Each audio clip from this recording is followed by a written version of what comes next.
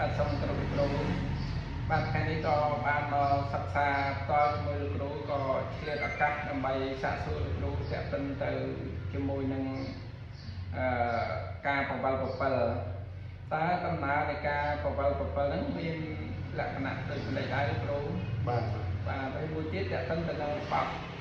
ចំបទភ្លេងទាំងពីរបទគឺបទនិពន្ធនិងបទជុំក្រែទៅមានអត្ថន័យមានសេចក្តីយ៉ាងណាដែរលោកគ្រូជួយពន្យល់ឲ្យស្ដីអង្គគ្រូបាទចឹងសូមបកស្រាយអំពីការបង្វិល7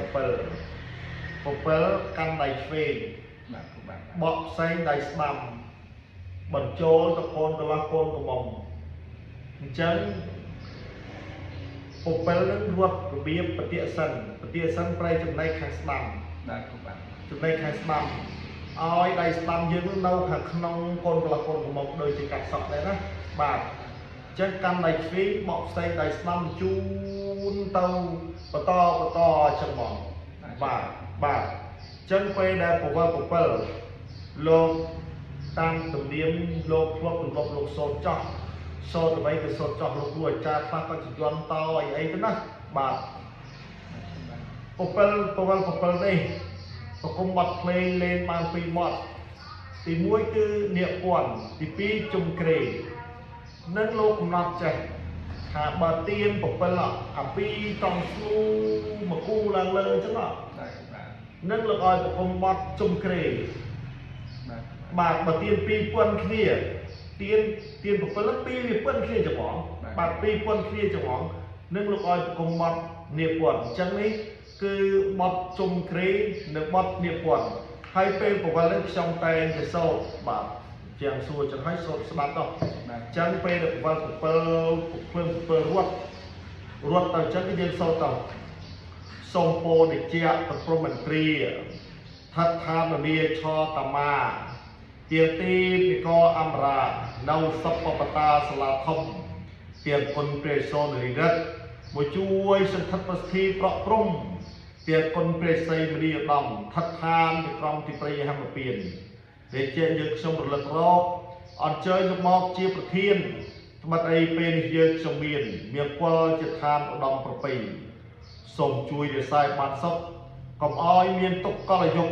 ភ័យមូលមិត្តទ្រព្យធនប្រពន្ធប្តីកើតជោគស្រីតនាងទៅសូមពោព្រះពុទ្ធជួយបបាំងព្រះធម៌សង្ឃឹងបានខ្លួនអ្នកណាព្រះសង្ឃសវៈនៃព្រះសាសនាត្រង់រសា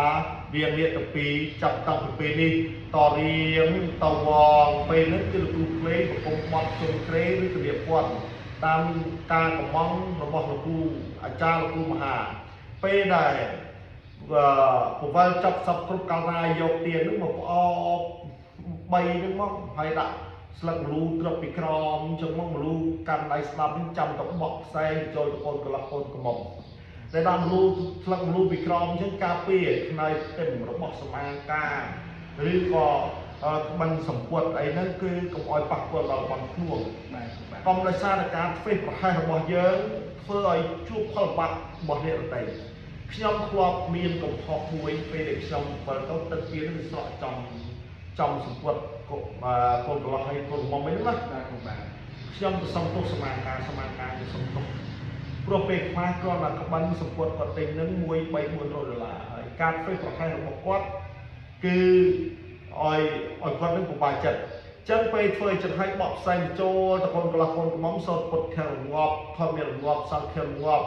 ជ័យចម្រើនសុខសពសារពើຕົកចូលវិនិច្ឆ័យចេញទៅលៀបភីលៀបពោហូរទឹករាល់ព្រឹកមិនដាច់នេះហងប៉ុណ្ណឹងបាទសូមគោរពអរគុណលោកគ្រូដែលបានបកស្រាយរ៉ាប់ចាក់ទៅនឹងការបង្វិល7ក៏ដូចជាការប្រគំបទភ្លេងទាំងពីរបទដូចដែលលោកគ្រូបានមានប្រសាសន៍ខាងដើមសូមគោរពអរគុណលោកគ្រូបាទ